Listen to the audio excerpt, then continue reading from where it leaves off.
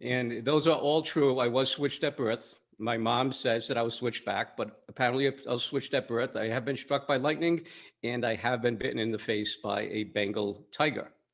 As a matter of fact, that wasn't that long ago, but truth be told, he was just a cub.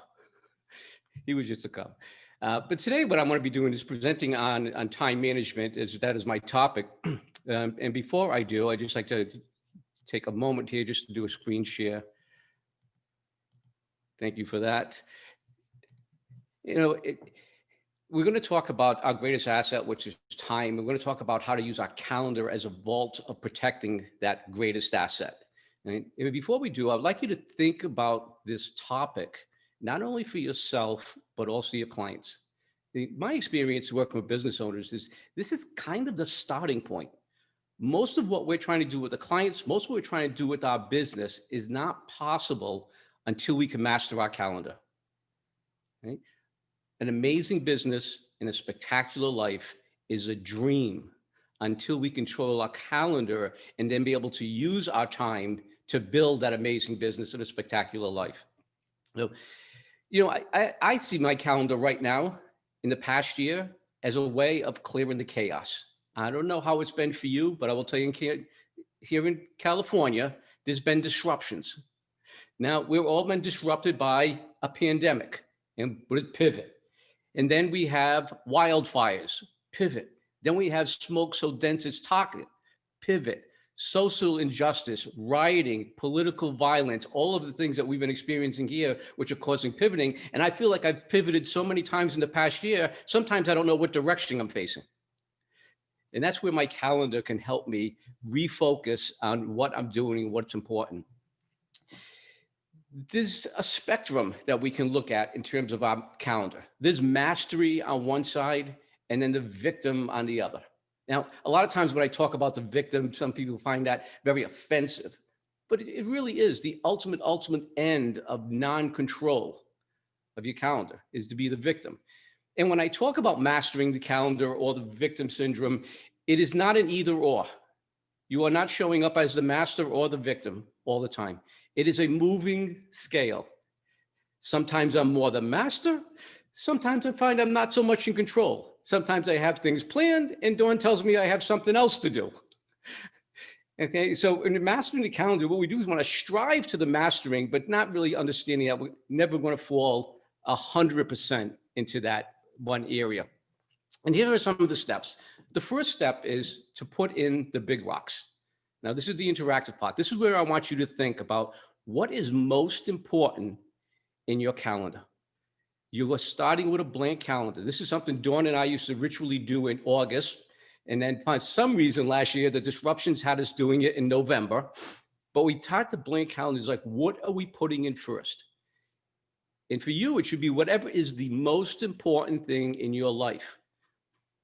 Okay? So what I'd like you to do is write that down. What is that most important thing? I'll share what mine is, but I think it's important that you start with yours.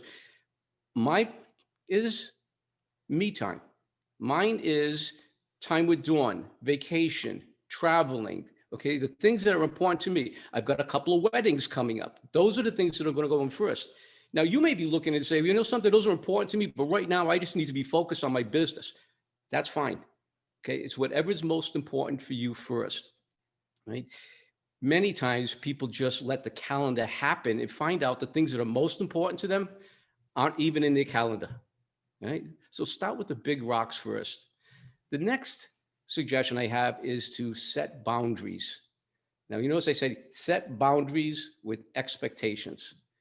Right? One of the boundaries that I've had for years is, as I developed a business, not to work nights and weekends.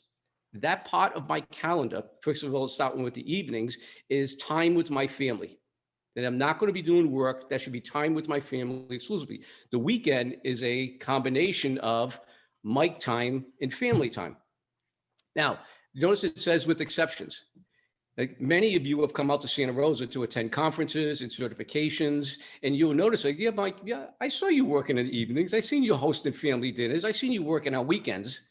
Yes, okay, and those are exceptions. Because you've traveled around the world to be here, I want to be here for you as much as I can. And if that means we're not going to take the weekend off, and have you away from home for an extra 2 days, that's where I'll make exceptions.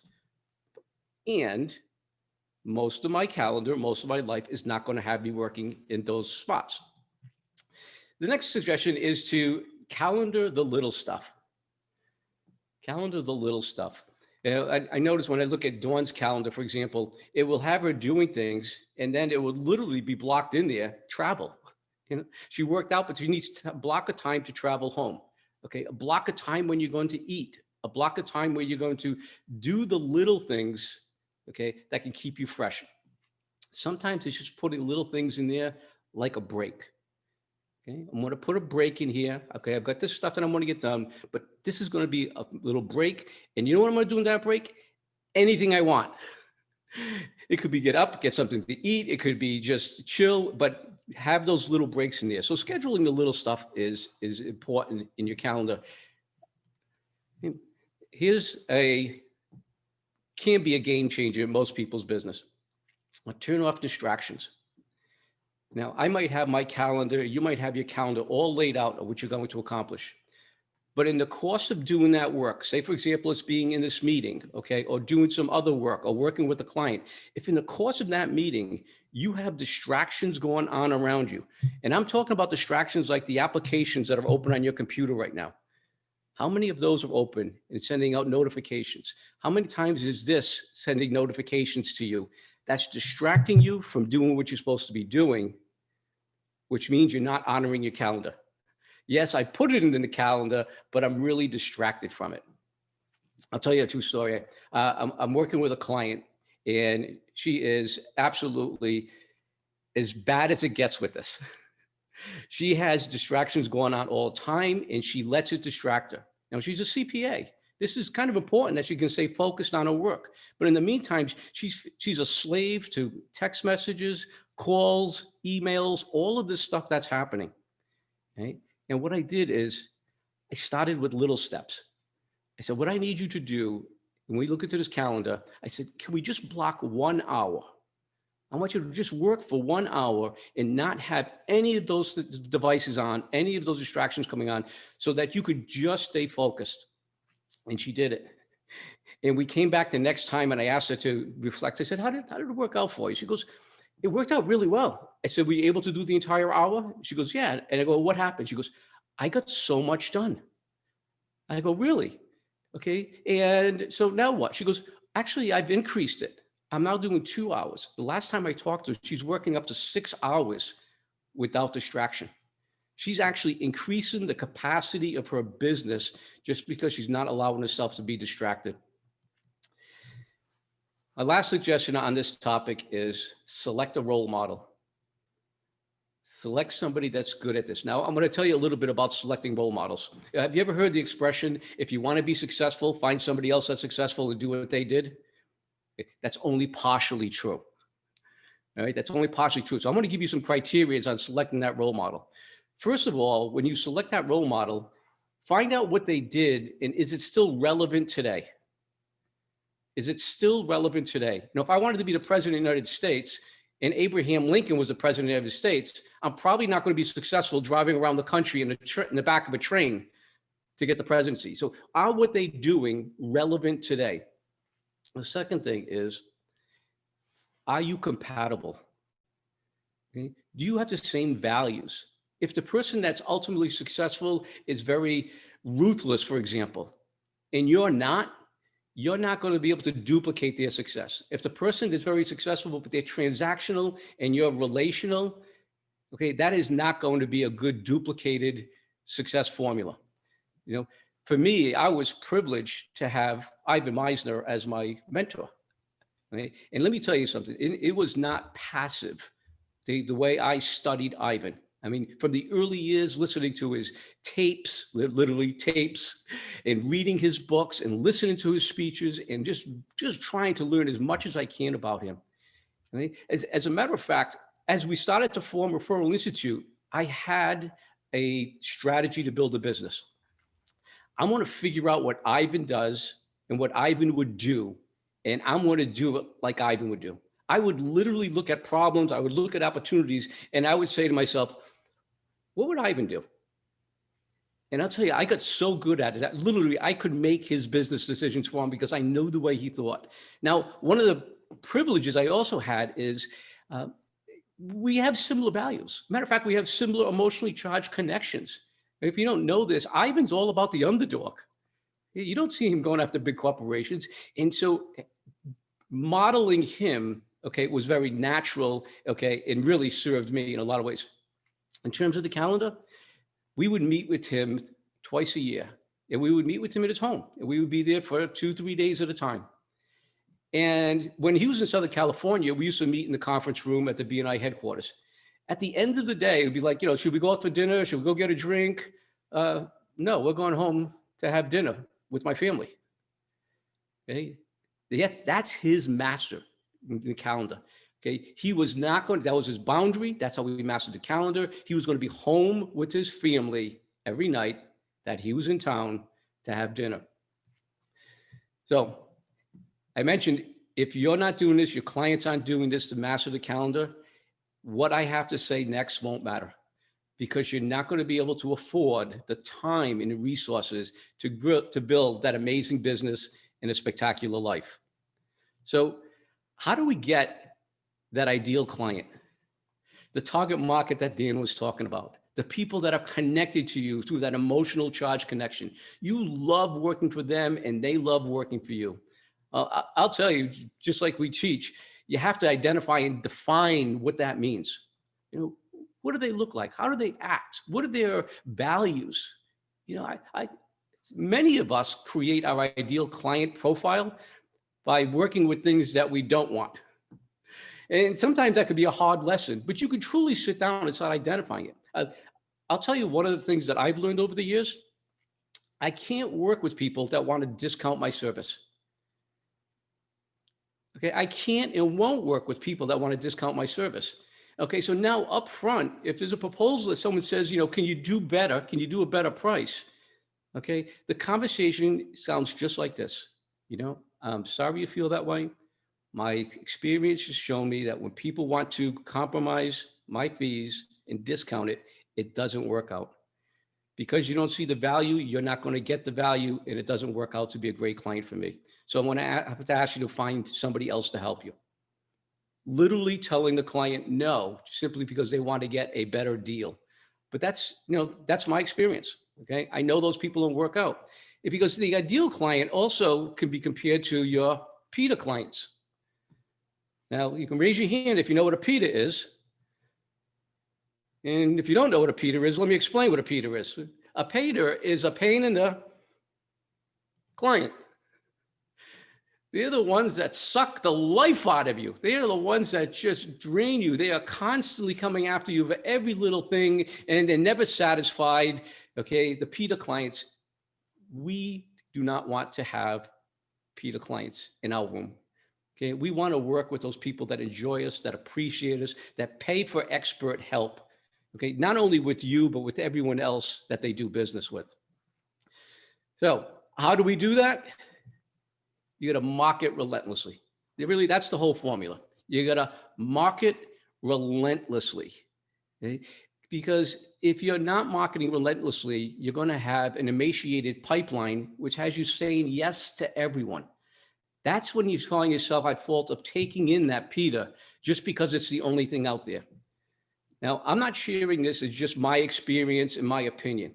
Okay, this is actually backed up by a study, where they studied 1,500 small business owners from 50 different industries, and they measured the amount of time and resource they put into their marketing, and they measured the results. Well, as you can imagine, they spent more time and more money marketing. Those businesses got more business. But here's what's even more important. The people that were spending more time and more money on their marketing were also charging more. Okay, that's a way of measuring better clients. There's other ways you can measure it, but that's the study that they did.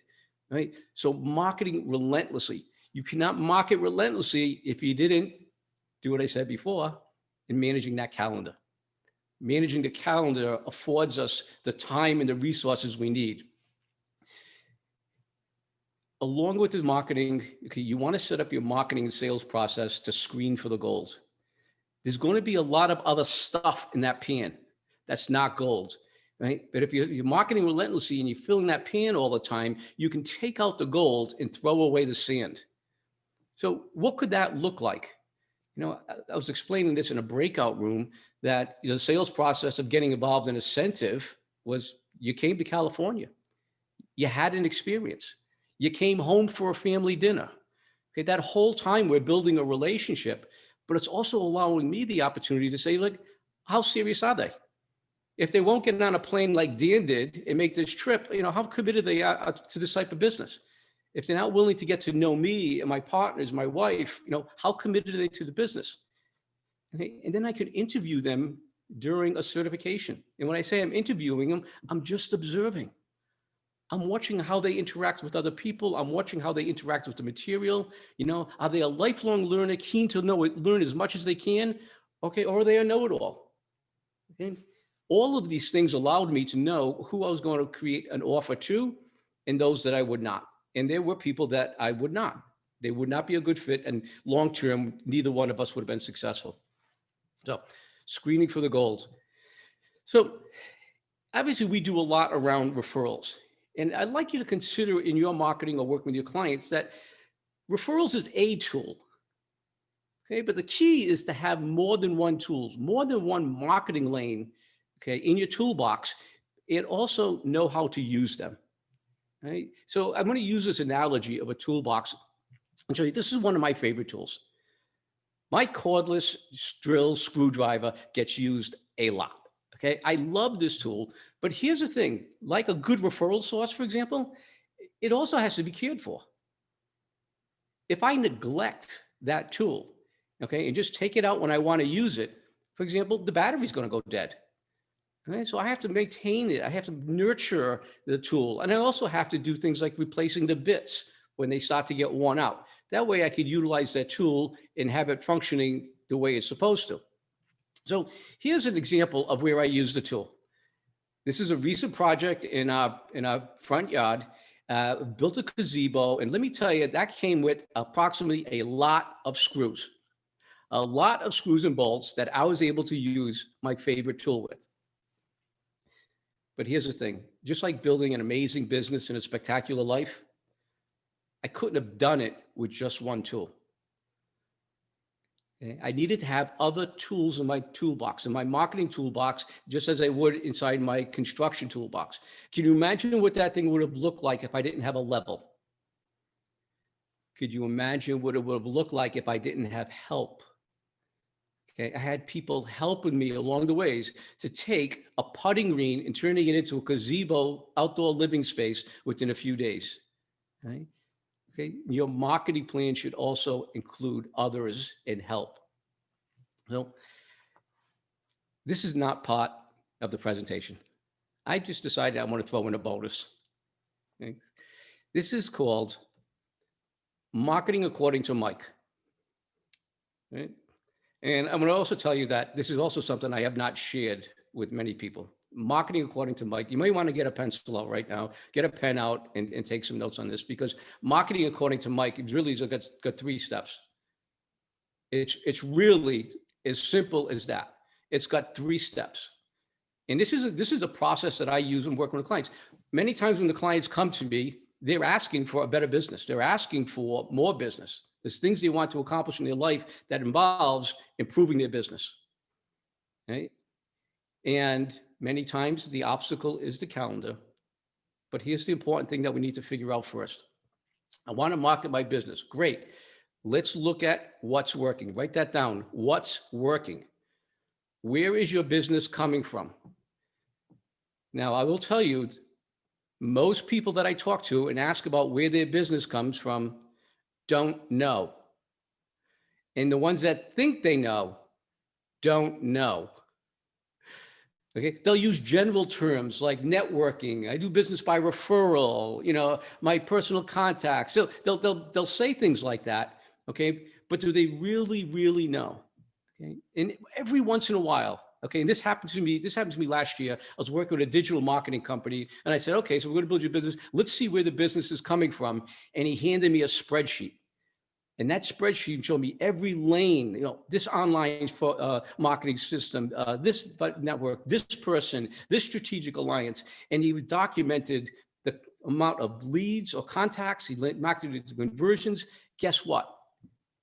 We had a running head start. I was able to work with him like we already lapped everyone else. But for everyone else, they need to take the time. And if you don't have this, take the time, take your past clients, okay? And you may have to interview them, how did you come to me? You may think it was through a referral, but it may have actually been started way before that, okay? But you have to actually interview and document where they came from. If you don't know, don't pass go. I said there's only 3 steps, but if you don't have that, the next 2 are not going to work. Okay? And that's, again, a prescription without diagnosis. The diagnosis is where is this coming from, because step 2 is very important. This is the first thing I do with a client. Okay, we know now that these are working. We're going to do more of those. Brilliant, right? We know these are working. We're going to do more of those. We're not going to start looking for other things to do. We're going to do more of what's working. If you're getting business from speaking engagements, we're going to do more speaking engagements. If you're getting business because of some strategic partners, we're going to do more with them. Now, sometimes doing more of it means more money. Sometimes doing more of it means more time. But sometimes doing more of it means more intelligently. Okay, doing those more intelligently. Maybe it's being able to deliver that emotional charge connection in a more effective way. Okay? Maybe it's doing the relationship builders more proactively. Maybe it's doing the one-to-ones with your referral partners at an elevated conversation. Okay, so it could be more money, could be more time, it could be more intelligently. So I mentioned there's a 3rd step. Again, if you don't have the data, and you're not doing more of what's working, 3rd step doesn't count yet. And the 3rd step is, what else can I be doing?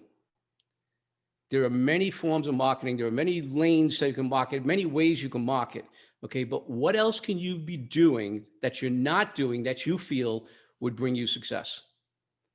And here's the key with this one. Okay? Let's say, for example, you say, well, I'm doing all of these. I can do more of those, but LinkedIn is the lane I need to get into. Okay, here's the formula for doing something else. Do one thing. Pick one thing that you're going to do and be fully committed to it. Okay, if it's going to be LinkedIn, be fully committed to that lane. Whatever type of marketing you're going to add to your toolbox, be fully committed that you're going to put in the amount of time and the amount of resources to truly be successful. I watch plenty of people say, oh, I'm going to start doing more, more marketing on social media. Well, that's great. You're going to be really willing to put in the time. You're going to be willing to get expert help. You have to do it long enough to be able to evaluate the success. Okay. Most people fail at marketing because they try to do a little bit of a lot of things and none of it produces the success they're looking for. So, marketing according to Mike. Know where the business is coming from, do more of what's working, and if you pick another lane, select one, but be fully committed. So as you know, cycling is my thing. And for me, building a business is like riding a bike. If it's not getting hotter, you're not going up. If you stop pedaling, you will go backwards. And if you want to get to the top, you need to get off your bottom. I hope that you can take the calendaring suggestions we made, the marketing suggestions we made, implement it in your business, and help your clients do the same. Thank you so much. Pleasure being here today. Wow, thank